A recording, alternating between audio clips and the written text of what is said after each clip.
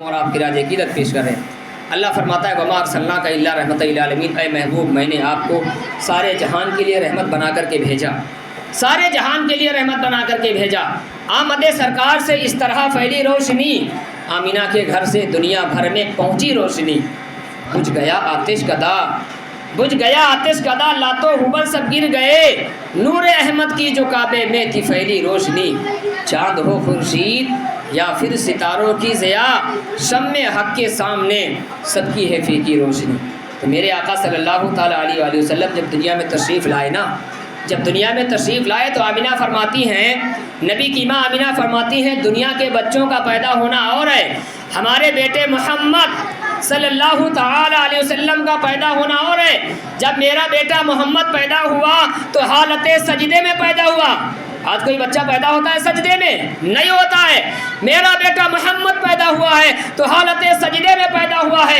آمینہ فرماتی ہیں جب میرا بیٹا پیدا ہوا حالت سجدے میں ہے، زبان ہل رہی ہے، ہونٹ جنبش کر رہے ہیں، میں نے اپنے کان کو منہ کی طرف سے لگایا تو یہ صدا آ رہی تھی، ربی حبلی امتی، ربی حبلی امتی، اے رب میری گنہگار امت کو بخش دے، معاف کر دے۔ آپ ذرا سوچئے، محبت سے کہہ دیجئے سبحان اللہ۔ آپ ذرا سوچئے، جو نبی پیدا ہو اور پیدا ہوتے ہی امت کی فکر ہو، رب حبلی امتی کی صدائے بلند کرتا ہو، آج ہم کیسے امت رسول ہیں؟ آج ہم کیسے امت رسول ہیں؟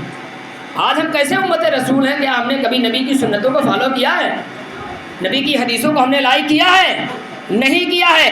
آمینہ فرماتی ہے جب میرا بیٹا پیدا ہوا ہے تو عزیزان ملت اسلامیہ تمام داعیہ آئی اور آ کر کے دیکھ کر کے چلی گئی۔ اہل عرب کا دستور تھا جب کوئی بچہ پیدا ہوتا تو داعیہ آتی، کھلانے والی پرورش کرنے والی آتی، لے جاتی، پرورش کرتی، بعد میں انعام و اکرام سے نوازا جاتا۔ اب بہت سے لوگ اس پہ یہ کہتے ہیں کہ نبی کو یتیم جاننے کے بعد تمام داعیہ آئی لوٹ گئی، نبی کو یتیم جاننے کے بعد تمام داعیہ آئی لوٹ گئی۔ یہ بھی یتیم نہیں تھے، وہ تو یتیموں کو گلے سے لگانے والے ہیں، بیواؤں کا سہارا بننے والے ہیں۔ گود تو حضرت حلیمہ کی پھلی تھی۔ جب حلیمہ کو خبر ملی ہے اہل قریش کے خاندان میں محمد بن عبداللہ پیدا ہوئے ہیں جن کا چہرہ نور سے معمور ہے، چمکدار چاند سے بھی زیادہ ہے، عزیزان ملت اسلامیہ وہ جب نبی کے گھر پہنچی ہے نا، دادا عبد المطلب سے اجازت لیا ہے۔ اونٹنی ان کی بڑی کمزور تھی، لاغر تھی، دھیرے دھیرے اونٹنی جب نبی کی دہلیز پر پہنچی ہے، پہنچنے کے بعد جب غزوہ کے بازار سے جب اونٹنی گزری ہے تو لوگوں نے پتھر مارے، اونٹنی کو کہیں سے خون بھی نکلا۔ جب نبی کی دہلیز پر اونٹنی پہنچی ہے، دائی حلیمہ ہیں، ان کے شوہر ہیں، نیچے اترے ہیں، اندر گئی ہیں، دادا عبد المطلب سے اجازت لیا ہے، نبی کو اپنی گود میں اٹھایا ہے۔ دائی حلیمہ فرماتی ہیں میں نے تمام بچوں کو اپنی گود میں لیا ہے مگر جیسا چہرہ محمد کا چمکدار ہے ویسا آج تک کسی کا چہرہ نہیں ہے۔ جب نبی کریم صلی اللہ تعالیٰ علیہ وسلم کو لے کر کے حلیمہ چلی ہیں، اونٹنی پر بیٹھی ہیں، آگے حضرت ان کے شوہر ہیں، پیچھے حضرت حلیمہ ہیں، نبی کو گود میں لیے ہوئی بیٹھی ہیں، اونٹنی کو اشارہ کر رہی ہیں اے اونٹنی چلا جائے، منزل کو طے کیا جائے، سفر آگے ہمارا ہے چلا جائے، اونٹنی نہیں بڑھ رہی ہے۔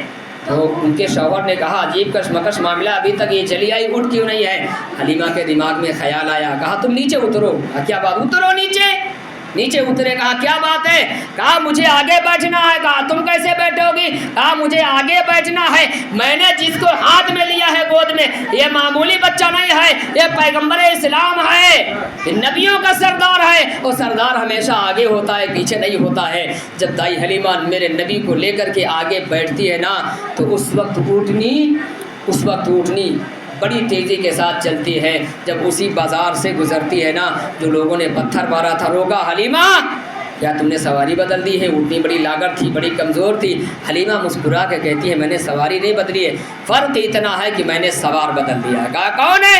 کہا یہ محمد بن عبداللہ ہے، محمد بن عبداللہ ہیں، میں ان کو پرورش کے لیے جا رہی ہوں، آپ اس کو نہیں دیکھ رہے؟ میں جس طرف سے گزرتی ہوں بادل ان کا چھایا کر لیتے ہیں، زمین میں پتے گر آتے ہیں، خوشبودار ہوائیں چلتی ہیں، یہ نبی کے برکت والے قدم ہمارے گھر جا رہے ہیں۔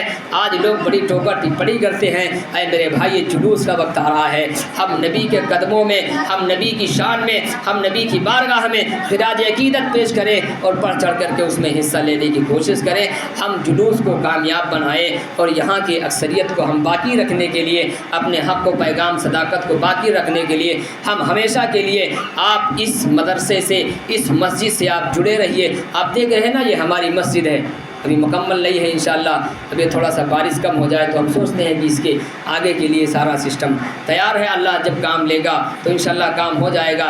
ہمارے اوپر جس کا ہاتھ تھا اب وہ ہمارے اوپر ہاتھ نہیں ہے۔ افسوس اس بات کا ہے کہ اس کے دل سے پوچھئے ناکامیوں کی لذتیں، اس کے دل سے پوچھئے ناکامیوں کی لذتیں لٹ گیا ہو جو مسافر جا کے منزل کے قریب۔ حاجی صاحب کی طبیعت خراب تھی، بیٹھے تھے، بولے ابھی کام نہ لگاؤ، ہم ٹھیک ہو جائیں گے، سارا سسٹم بنوا دیں گے، اللہ تعالیٰ پھر انتظام کرے گا۔ اس کی رحمت سے نا امیدی نہیں ہے۔ عزیزان ملت اسلامیہ، آپ کندھے سے کندھا ملا کر کے چلے، انشاءاللہ ایک دن وہ دور آئے گا کہ یہاں کا نام پورے ہندوستان میں گونجے گا۔ السلام علیکم ورحمۃ اللہ وبرکاتہ۔